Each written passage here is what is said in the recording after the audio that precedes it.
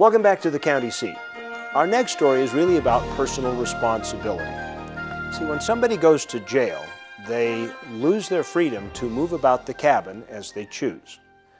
But they also check their responsibility for health care coverage at the curb. It's a growing problem that concerns the Utah sheriffs because they have to pick up the tab while somebody's incarcerated, even though they have in-force insurance and they are paying the premiums. It adds up to a really large sum that taxpayers are paying for. Once the door closes and you find yourself an inmate at a county jail, many of your freedoms are left on the other side of the cell door. That's the point of going to jail after all. But there is something else that gets left behind as well that's a bit more unexpected: your health insurance coverage. When a person walks through our doors, if they could have the world's best insurance as they came into our facility and it's gone. Now every injury they have is picked up by our taxpayers.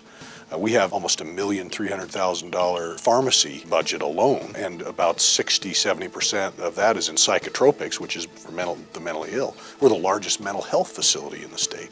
Sheriff Winder is absolutely right. The expenses for the county facilities is outrageous. You know, $80,000 to $90,000 a month is very understandable, because mine, in a much lesser sized jail, you know, we're $18,000 to $20,000 a month, just pharmaceuticals. The problem we've got in the county jail setting is the state law that is passed that gives the insurance companies the right not to cover inmates in jail was passed with a prison setting in mind. A person goes to prison for 2 and 3 and 4 years. Okay, I can understand where an insurance company wouldn't want to cover a person for that extended period of time.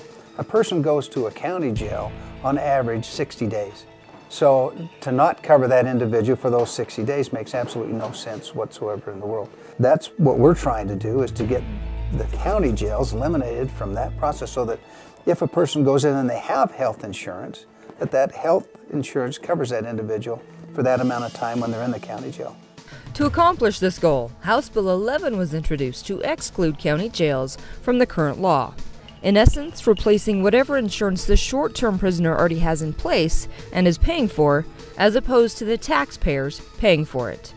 While sheriffs and county officials like the idea, insurance companies see it very differently. What you're asking is, you're saying that when society decides an individual needs to be incarcerated, then the responsibility for maintaining that person's health care is disproportionate upon insurance companies to guarantee that they're going to provide the same level of coverage that they provided when the person wasn't incarcerated. There's only one small problem. We exempt incarceration. So what that means is that a small business would have to increase their cost in order to do that. County residents have to pay for these individuals to cover their insurance needs, their health insurance needs. When in fact the person is actually still paying the premiums. He comes to jail for 60 days, he's probably still paying the premiums, yet he's not covered in that amount of time. So it makes no sense in a county jail setting. House Bill 11 was recently voted down in committee, but the issue has stirred debate that will likely bring it back for a vote on the House floor in the upcoming session. Whether or not insurance companies will eventually have to cover the risk of short-term incarceration in health plans for their insured, or taxpayers will continue to foot the bill, is likely to remain an issue as governments across the country try to close their increasing budget gaps.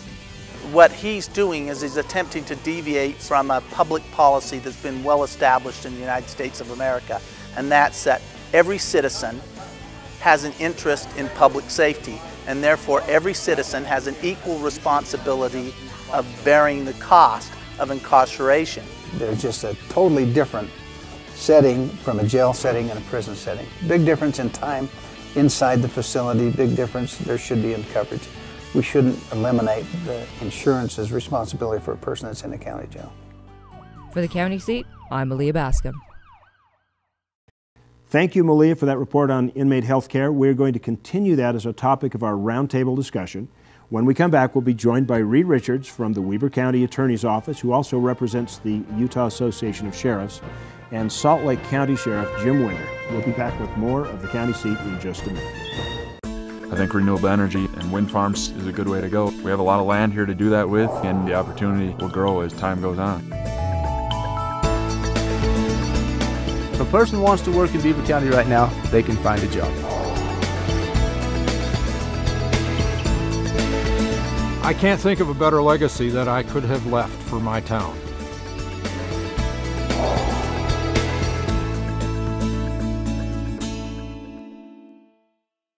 Want to win a $10,000 houseboat vacation to Lake Powell? Well, there's only one show that's going to help you do it, and that's At Your Leisure. For the next month, you can sign up to win a luxurious Antelope Point houseboat vacation, and the only place to do it is at AYLTV.com and the upcoming RV show. Register online for one entry and get a second by coming down to the RV show February 17th through the 20th at the Southtown Expo Center. The winner will be announced the following week on AYL. At Your Leisure, Saturday nights at 11, Sunday mornings at 9 on ABC4. What are the words that describe the perfect destination?